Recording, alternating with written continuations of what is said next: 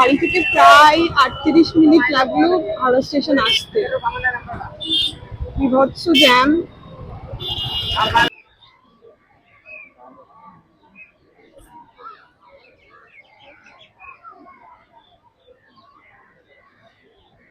Hello everyone, আমি প্রিয়া। এখন প্রায় বাজে 5টা মতো। আমি বেরিয়ে পড়েছি কলকাতার অন্যতম একটা ঐতিহাসিক জায়গা বেলুড় মঠ যাবো বলে। তো চলো এগিয়ে যাই, তারপর তোমাদের এক এক করে দেখাচ্ছি, আপডেট দিচ্ছি কি কি হচ্ছে। এখন বাইপাসে আছি, সামনে রুবির সিগন্যাল। আজকের ওয়েদারটাও খুব সুন্দর, মেঘটাও খুব সুন্দর দেখতে লাগছে। এই রুবির সিগন্যাল পেরোবো, এখনো অনেকটা রাস্তা বাকি। এখন আমরা মা ফ্লাইওভারে উঠছি, মা ফ্লাইওভার দিয়ে যাব। সামনে ITC royal Bengal, science city পাসে রয়ে গেল। সায়েন্স সিটির পাস দিয়ে মা ফ্লাইওভারে উঠছি এখন। এই যে সায়েন্স সিটি পেরিয়ে যাচ্ছি। সায়েন্স সিটির পেছনের ওই ভাইরাল বিল্ডিংটা বোধহয় সবাই চেনো।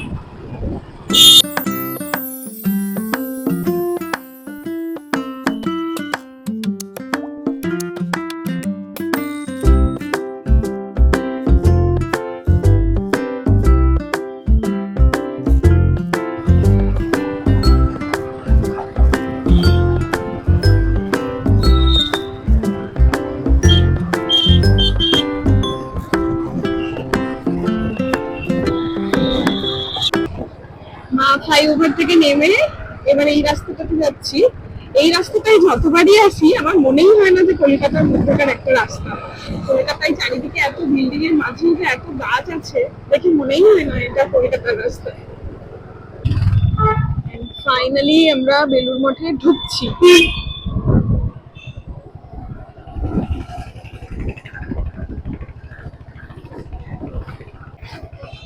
এখন আমরা যাচ্ছি পার্কিং এর দিকে গাড়িটা রাখার জন্য।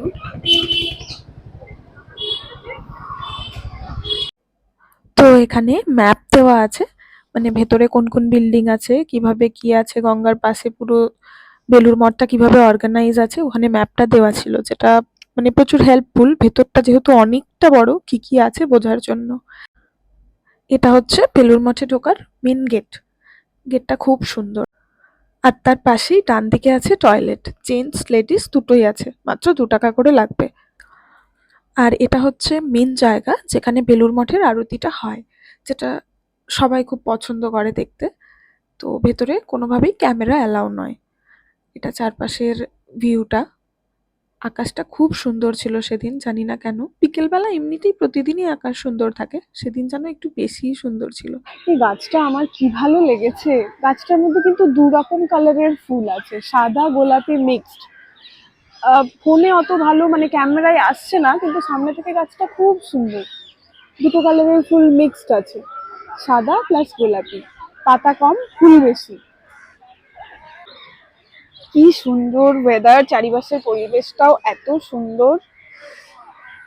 বেশ গোছানো সাজানো পরিবেশ। আর এখন যেহেতু বিকেল বেলা মানে সানসেটের টাইম, তাই জন্য বোধহয় চারিপাশটা আরো সুন্দর লাগছে। এবার এদিকে আছে গঙ্গা নদী, গঙ্গার ওপরে যাচ্ছে লঞ্চ।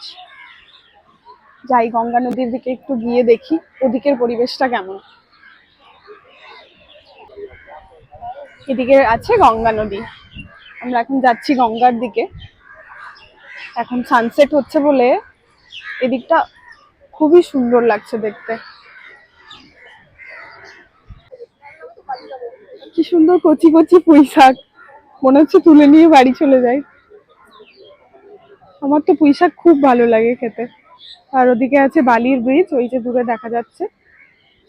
দেখা যাচ্ছে না বোধহয় ভালো করে, হ্যাঁ এই যে দেখা যাচ্ছে বালির ব্রিজ, মানে ওই দক্ষিণেশ্বর মন্দির থেকে যে ব্রিজটা দেখা যায় ওই ব্রিজটা এটা। কিছুক্ষণের জন্য শান্তিতে বসার জন্য কিন্তু এটা খুব সুন্দর জায়গা। অনেকেই বসে আছে, বেশ ভালো আড্ডা দিচ্ছে বাচ্চা কাচ্চা নিয়ে। ছোট ছোট বাচ্চাগুলো দৌড়ে বেড়াচ্ছে। খুবই সুন্দর বসার জন্য, মানে বসে আড্ডা দেওয়ার জন্য এই বিকেল বেলার সময়টা বিশেষ করে। পাশেই গঙ্গা, গঙ্গার পাশে বসে এরকম আড্ডা।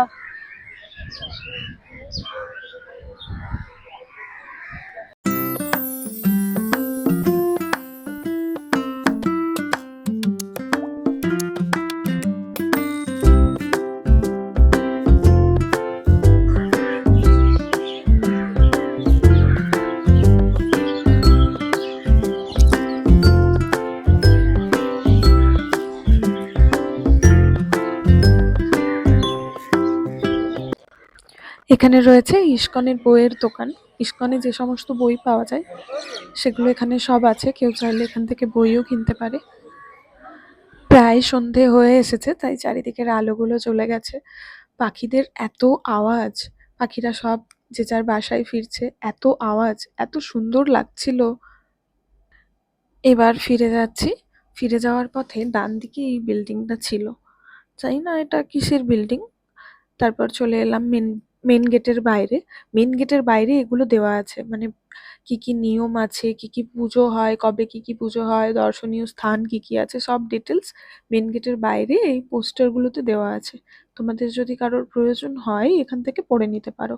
আবার একটা ম্যাপও দেওয়া আছে, ভেতরে কি কি কিভাবে কি কোথায় আছে কোন বিল্ডিং, সেই হিসেবে একটা ম্যাপও বাইরে আবার দেওয়া আছে। তো এই ছিল আজকে বেলুড় মঠের ব্লগ। এই সুন্দর জায়গাটা দেখে এবার বাড়ি ফিরে যাওয়ার পালা। টাটা, দেখা হবে আবার একটা নতুন ব্লগে। অনেক ধন্যবাদ ভিডিওটা পুরোটা দেখার জন্য। টাটা।